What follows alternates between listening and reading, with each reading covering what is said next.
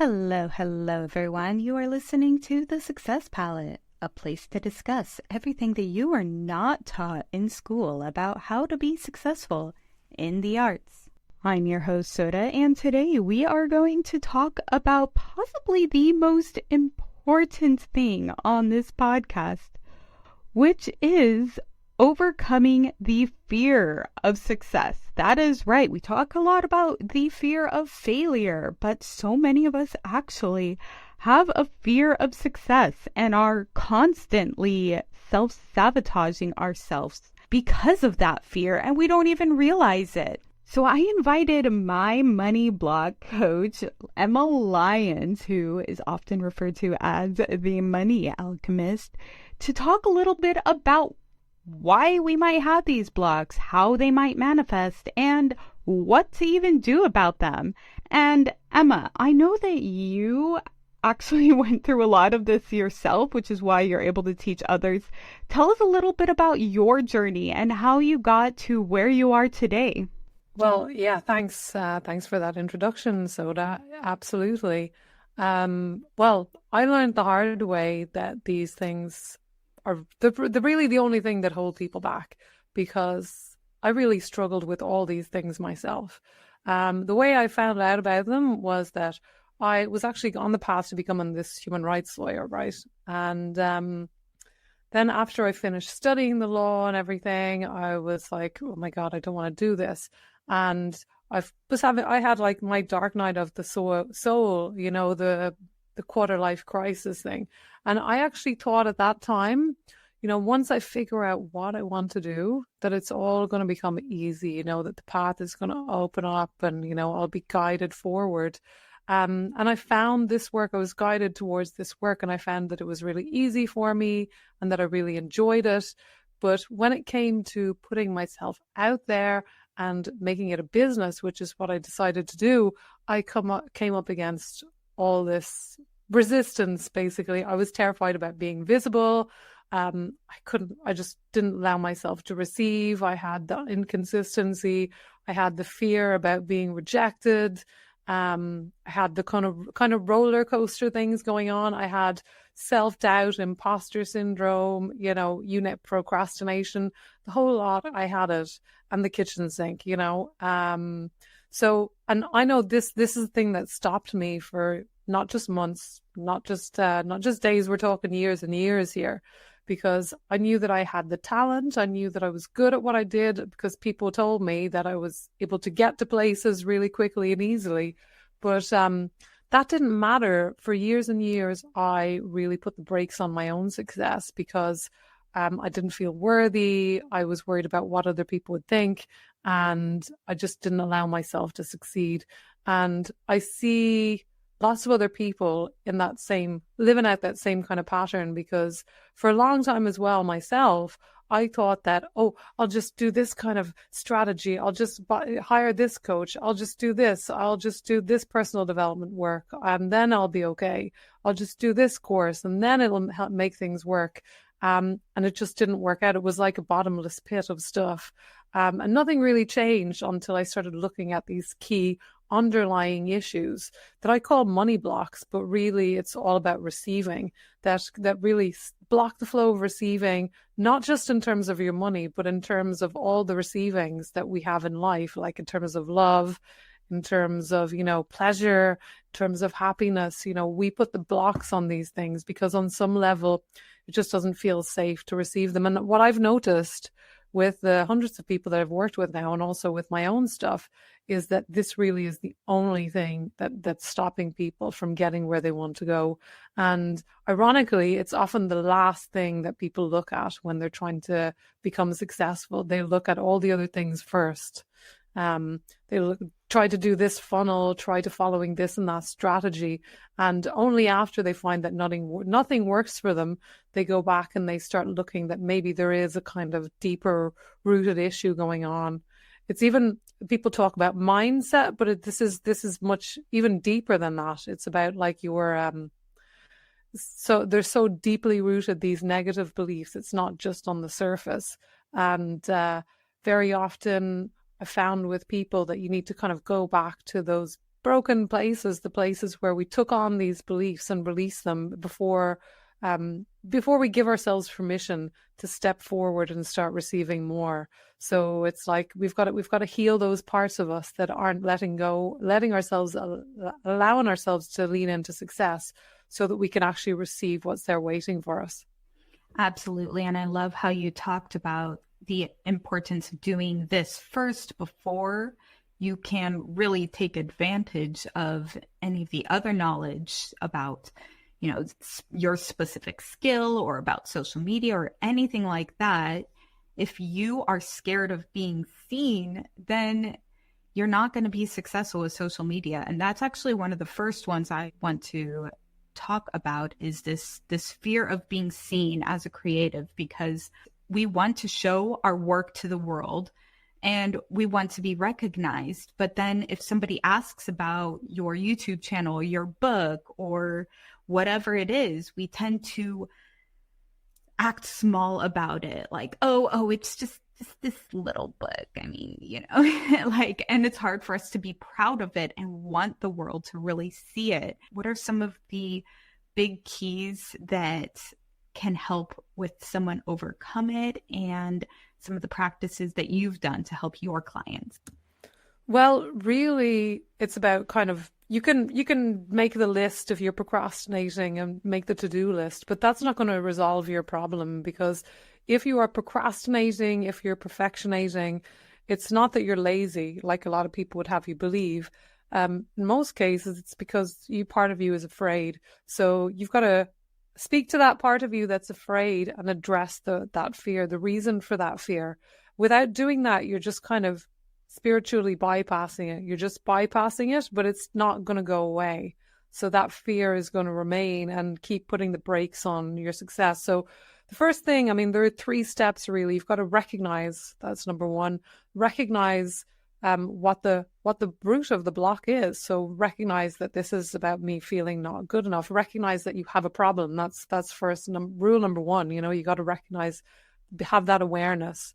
Then you've got to release whatever the root cause is, and that's where I come in, because I really help people to do that. I help people to recognize and release what's underneath it, and usually these are from memories and things that happen to us when we're children, very often, or we can also take beliefs and fears and feelings from our parents, from our environment, and while some of them are very beneficial, a lot of them are not. One that I see in most people is that you've got to work really hard for money. Most people have that one. Pretty much everyone I've seen has it. And if you have that belief, you keep, creating and recreating those patterns. And that's not an empirical truth, because if you look at the people who are making the most money in the world, they are not the ones doing the hardest labor. People doing the hardest labor are, in developing countries, out under the beaten sun, earning less than $1 a day. So it's not true that the harder you work, the more money you get. You've got to find out what the underlying belief is, go back to when you took it on, and release and resolve that memory. And then you get to rewrite your story, your money story, your abundance story, so that you can create more abundance moving forward. So it's recognize, release, and rewrite your story. I love those 3 things, because when you recognize and release, sometimes you feel a little empty, but when you rewrite it, I love that piece of it where you can still fill it up with something, so you're not feeling empty at the end.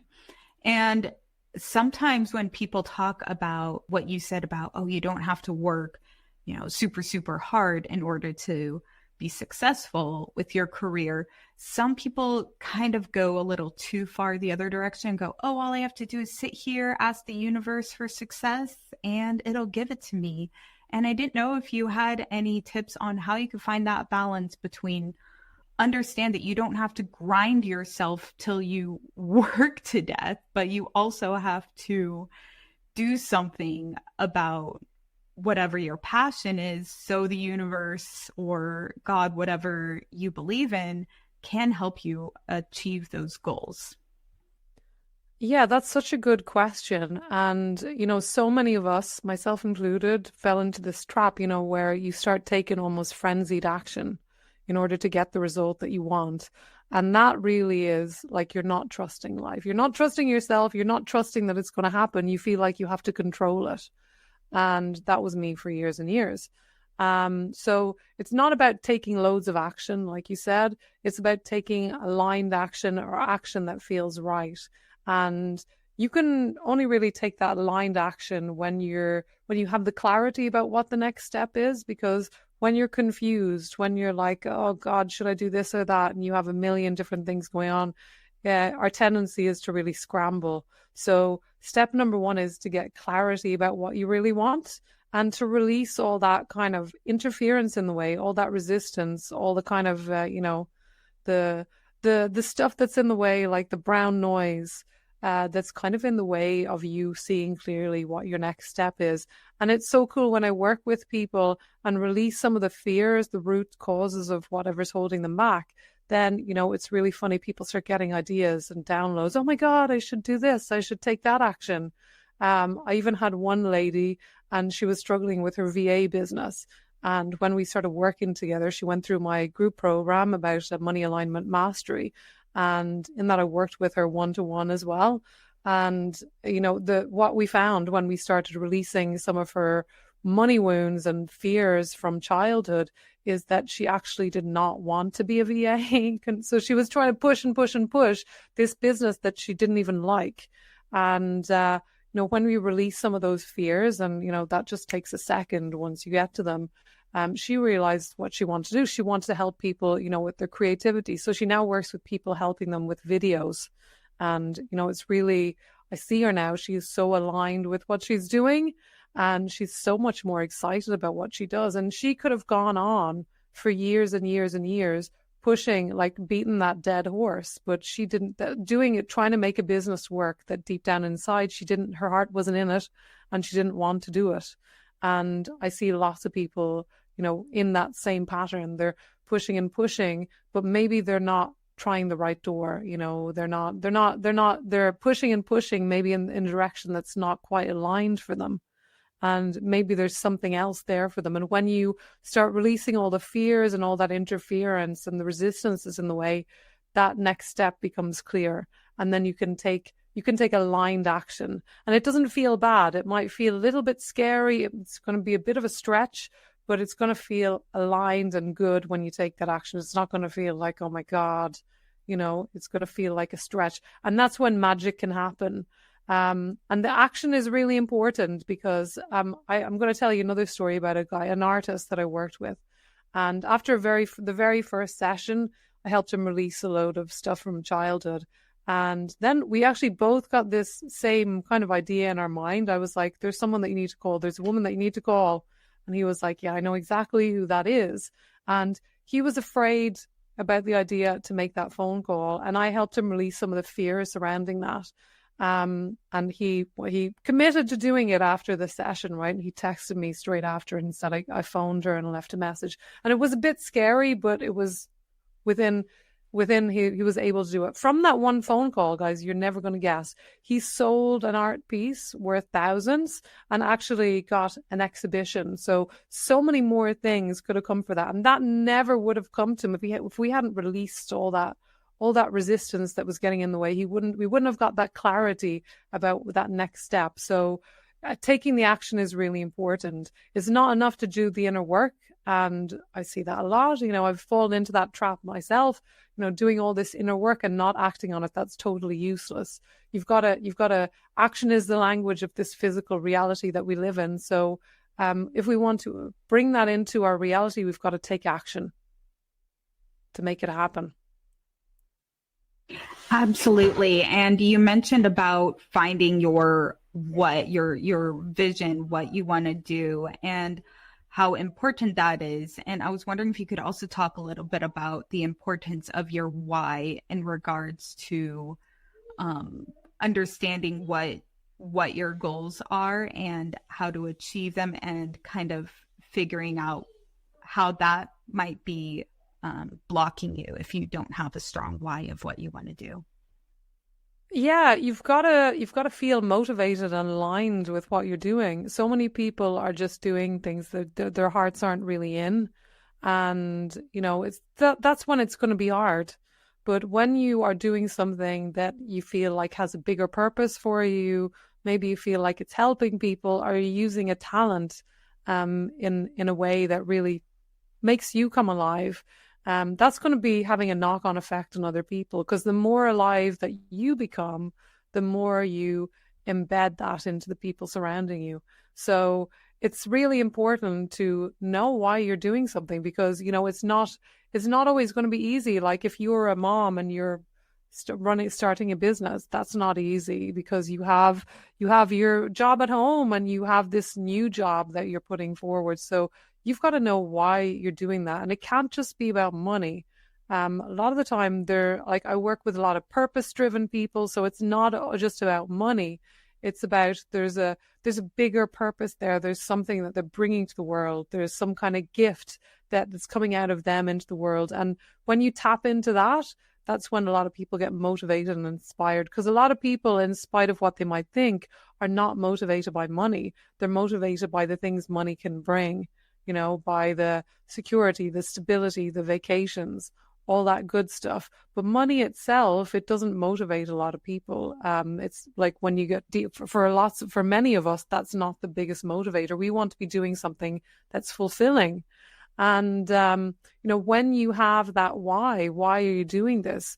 You can get through those tough times, because there are going to be tough times. It is difficult, but it is also the biggest kind of personal development boot camp that you could possibly bring yourself in, to bring yourself through to run a business, because it brings up all your stuff, all your insecurities, all your fears. They come right up in front of your face. And if you want to move forward, especially if what you're selling is yourself or something that you personally make, it's going to bring all that stuff. It's so much easier to sell stuff that other people make. But we've got to really address that inner stuff so that we can show up, aligned with who we really are, and attract the right people towards us. And also on that same token, we're going to repel the people that aren't aligned, because no matter how great you are at what you do, there's some people out there who aren't going to like it, that aren't going to vibe with that, and that's okay. That has to be okay there, because there are millions of people out there, and they can find someone else that they vibe with.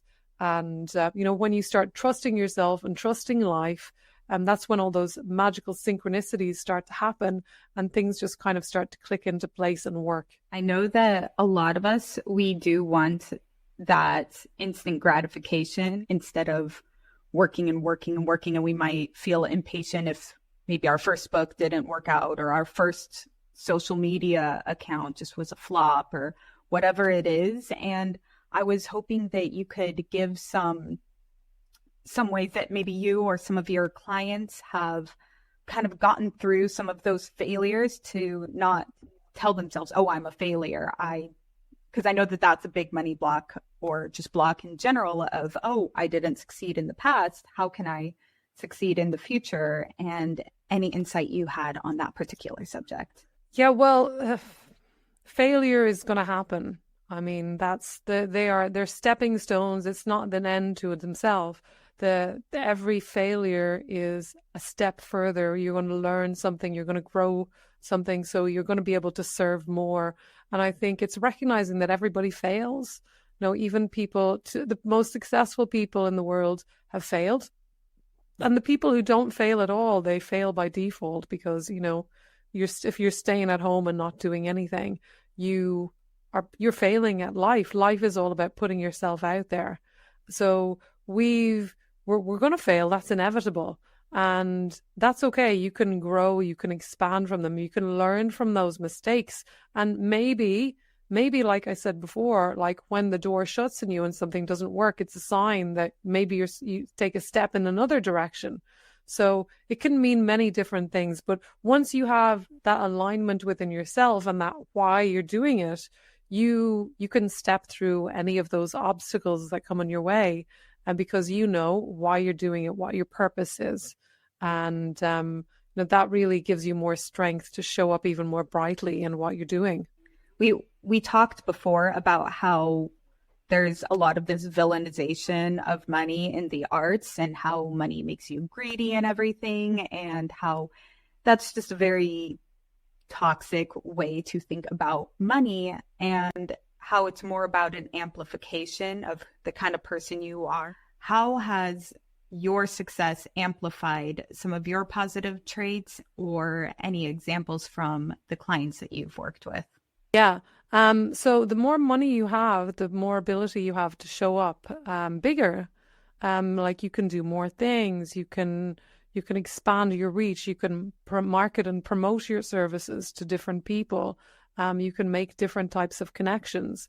So that we do have a tendency, especially like creative and spiritual type people, definitely have this tendency to demonize money and to think that money is somehow dirty or corrupt or something like that, because of this whole idea of capitalism is bad and money is bad.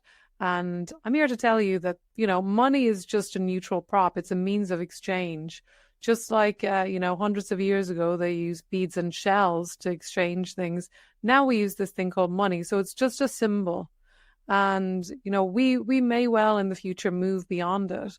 But right now, that's what we're working with. So why not use money to your advantage to amplify your voice and to amplify your reach? Because money, this is the biggest kind of secret. Money doesn't make you bad. Money doesn't make you a good person.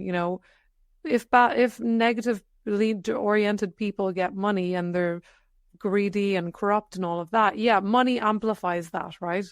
But by the same token, if you're generous and you want to help people and you inspire people and you with what it is that you do, money will amplify that for you. So I think, the example, the better I do in my business, the more I attract different people who come to me to be on their platforms, to show up on different podcasts and things, to share this message. So the bigger it gets, and it becomes like this snowball effect. And that comes with releasing the resistance that's in the way, because, we're all being guided in a certain direction. Everybody's here for a reason. Everybody has a gift or something to offer the world. And your job is just to get that gift, to express that gift in your lifetime. However that is, that could be in the arts, that could be singing, that could be dancing, that could be, doing something else, whatever it is, it's all good. But your job is just to express that in the highest way possible. And the more you can receive in that process, the more you get to impact people with your work. So true. And I know that like in my success, as I'm growing more stable financially, I've been able to help people in a way that I've never been able to help before. So I love money. I'm gonna be honest. I love it, and I'm excited to expand and grow as I release more and more. I've been working with you quite a bit just the last month, and I definitely feel that like I've been growing as my mindset has been expanding and realizing a lot of these blocks that I didn't know that were holding me back. And one of the things I realized that I was sometimes doing that you've mentioned is some of the language that I would use was kind of reinforcing my blocks, my negative beliefs about money and my personal worth. And I didn't know if you wanted to talk a little bit about how words and the way you talk about yourself can affect your reality. Wow, that's such a good question, because the words that you say, they are powerful. They affect you the same way. They affect you more than words other people say, because things don't affect you until you buy into them. So you have to buy into, if somebody says you're no good or something, that doesn't affect you until you buy it, until you start believing it, until you start saying it with your own voice, in other words. So the words that you say go. Your voice is powerful. What you say, you believe. They say that the subconscious, that part of your mind, it doesn't have a sense of humor. So even if you're saying, oh, I'm no good, I'm useless, your mind is taking that in all the time. So you've got to be really careful about what kind of messaging you're giving to yourself, and also the messaging that you're giving to other people around you. Like, so many of us maybe were brought up by parents who didn't know about these things. And you see parents falling into this trap where they start saying things to their kids that they don't really want them to be taking on, the beliefs that aren't going to be serving them. So it's so important to watch what you say and also to become aware of what you're thinking. So I would say step number one, start writing down all the things that you've been thinking about yourself, about money and about the world. Write them down, get them out so that you can see them. And then once you recognize yourself thinking those thoughts or those words coming out of your mouth, you can change it to something that's going to be more beneficial for you. And I know you always like to say you're not broke, you're blocked, because when you say you're broke, you're reinforcing that you're broke. If somebody and also, is listening, like when you say you're broke, it's like you're saying you're broken somehow. There's something wrong with you. So that phrase in itself, it implies that there's something faulty with me. When you say I'm broke, it's like there's something wrong with me. I shouldn't. You're creating resistance because you're saying it shouldn't be like this. There's something wrong. When really you're just keeping yourself small and not letting in what's there waiting for you. What are some alternative ways of talking about your current status without having that negative implication that maybe brings more hope rather than despair? Well, I mean, the first thing that I say to people, stop saying that you can't afford it, right? So stop saying I don't, I can't, especially I can't, right? So if there's something that's, say you want to go on holiday or vacation, instead of saying I can't afford it, you could say that's not a priority for me right now. Maybe what's more of a financial priority, if you like, you can say, my priority now is paying my rent. My financial priority right now is investing in my business. And you could go on that holiday if you chose. You could put on a credit card, so you could afford it, but you're recognizing that that's not going to have the best value. That's not going to be a good investment of your time and money, perhaps in this case. So you're choosing. So you're taking back your power. When you say you can't afford it, what we're doing is we're blaming money. We're projecting all our feelings on money and saying it's money's fault. Money is like my jailer. It's not letting me do this and that. When really you're making that decision for yourself, because if you really wanted it, you could do it, but you're choosing to do something else, and that's a valid choice. So that's the first thing I would say about that. And I think that's the most critical one, because that's kind of the biggest thing that I hear people say that's sabotaging their financial. But sometimes it goes back, and this is where I work with people, in groups and one-to-ones and stuff. We need to go back to where they took on that belief that they can't have, or there's some kind of residual memory or fear playing out again and again. So very often, sometimes you need to go back and do that work to release that resistance. You can change the words, but if the feeling and the fear is still there, it's going to continue to play out in your life. So change your words, change your language, but also don't forget about doing the deeper work to change the thoughts that are going on in your head and the way you feel, so that you can embody that next level in your financial future. Yeah. And for those who do want to do that deep dive into this and want to work with someone, what are some of the ways that they can reach out to someone like you? And what kind of service do you personally have that can help people kind of get rid of a lot of these blocks? Well, I mean, I work with people one-to-one. I also have a group program where I work with groups, and that's a 5-week program. So I help them kind of work through all kinds of money blocks and negative beliefs and fears. And so that's a great way of doing it, because people come in feeling that they have certain blocks, and then they see other people and they can resonate with them and feel the release when I'm working with that other person, for example, they can feel that reflected back. And also, sometimes people say things and they're like, oh my God, that's so me. And it's not something that they would have thought of themselves. So working in a group is a great way.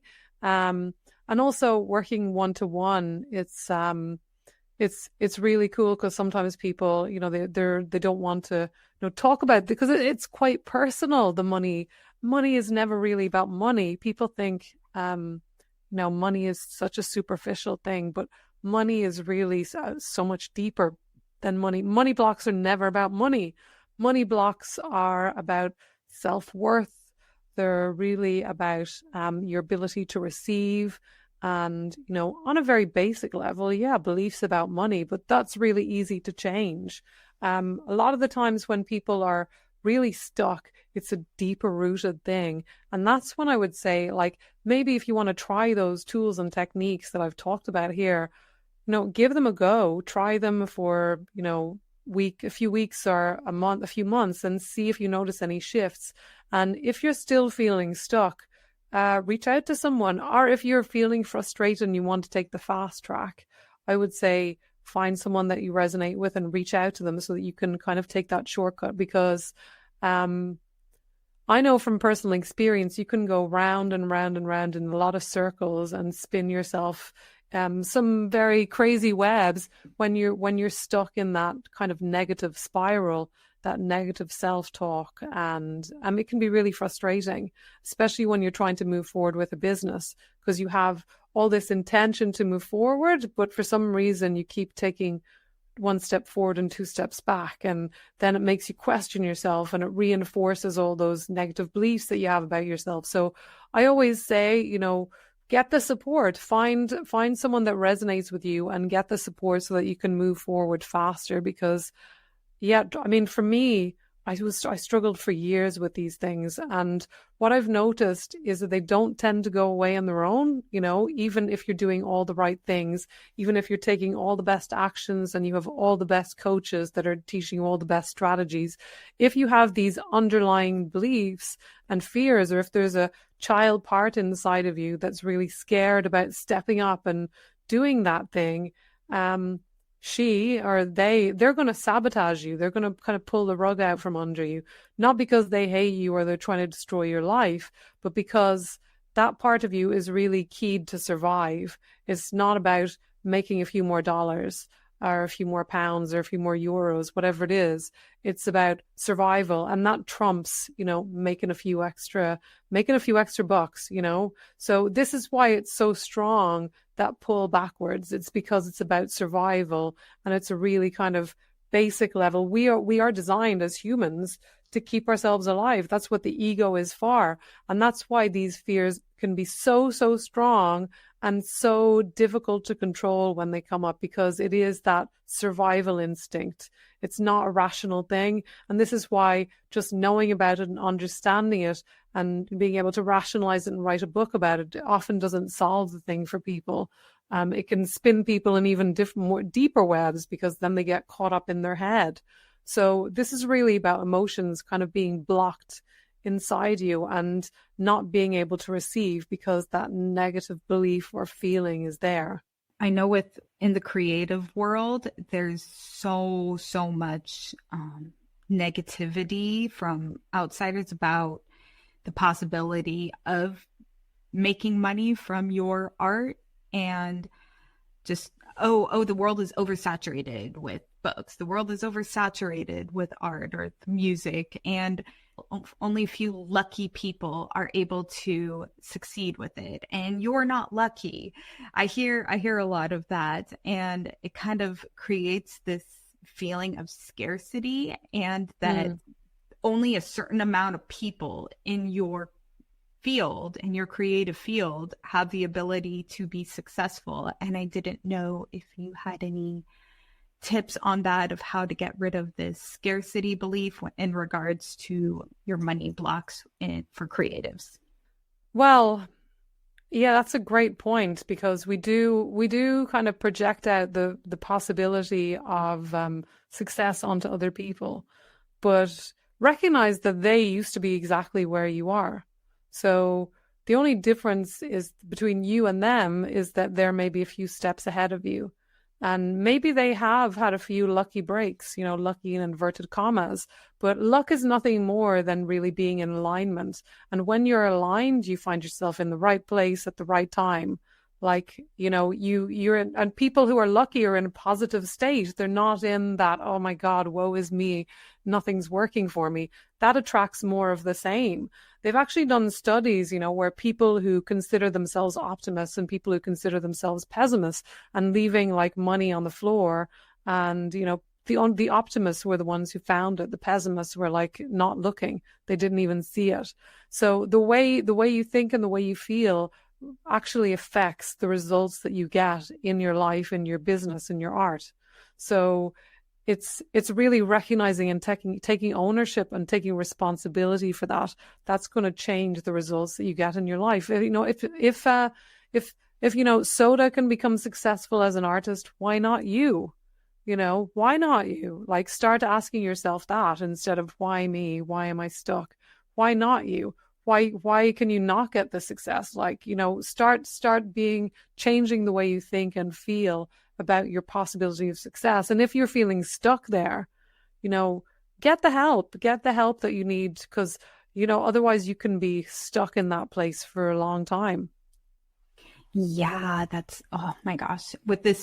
Especially with all this AI stuff going on and us feeling that our jobs are being replaced and we don't have a place anymore, just realizing our potential and our worth. And this, I personally have noticed getting rid of the word lucky in my vocabulary. If I see someone who's doing something, I used to think, oh, they're so lucky. And kind of getting rid of that kind of has helped me a lot, because I think to myself, I could be that person too if I want to. If somebody feels they are unworthy in any way, because we kept going back to that. If they're unworthy and that nobody understands what they're going through and they have it harder than other people, what would be the first step for them to kind of realize that they deserve to invest into themselves and they deserve to be a successful person and that they have the power to be in control of their life? Well, the belief that you're unworthy is just a belief. It's not a fact. So it's just a thought, and a belief is just a thought that you keep thinking. So it's not empirically true. When you were born, do you still believe that you were unworthy then? Like when you just came out of your mother, like when did you make this decision that there's something unworthy about you? And just it is really about recognizing that you're worthy of support and help. That really helps. Like investing in yourself. And I'm not just talking investing money. I'm talking investing your time, your energy, your effort, and of course money into yourself. That creates this kind of feedback loop. You're showing yourself that I deserve this. I deserve time. I deserve energy. I deserve to look after myself. And the more you do that, it becomes this kind of feedback loop. And in the same way, if you keep telling yourself that I'm not good enough and you keep kind of starving yourself and keeping yourself in, starvation mode and survival mode, you keep reinforcing that negative belief. So you've got to make a decision, and I invite you to make that decision here today, that you're going to change that record. And it can take, especially, if just working on changing the beliefs as it come up, and you don't go back to the source of this, wherever it's from, and change it with someone like me, just become aware whenever those thoughts or feelings come up, and then consciously bring yourself back and start reminding yourself of the good things. You could even have a card in your pocket that reminds yourself of why you're a worthy person. You're worthy because you exist. You don't need a reason. You're not worthy because you're good at art, or because you can do this and that, and because you've jumped out of a plane, or whatever it is, whatever skill or talent or thing that you've done.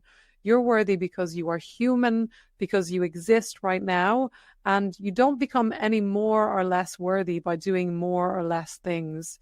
Worthiness is just your state of being right here and right now. Now, self-esteem is a little bit different because we can build self-esteem by doing hard things, and we can build our self-esteem that way. And I always recommend do things that push yourself, do things that you think you can't do, and push through, and it will build your self-esteem. You'll start believing because you've seen the evidence. Oh my God, I thought I couldn't do it and I did it. So, maybe I can try something. Maybe I can do that in other areas of my life. It's like the yoga that I teach yoga. And sometimes we, keep our hands up for 5-10 minutes, and people are like, oh, I can't do it. But when they go through it and they come out the other side, there's such a dopamine rush because they went through it. They did the thing that they thought they couldn't do. And then they can bring that into their life, because the way you do anything is the way you do everything.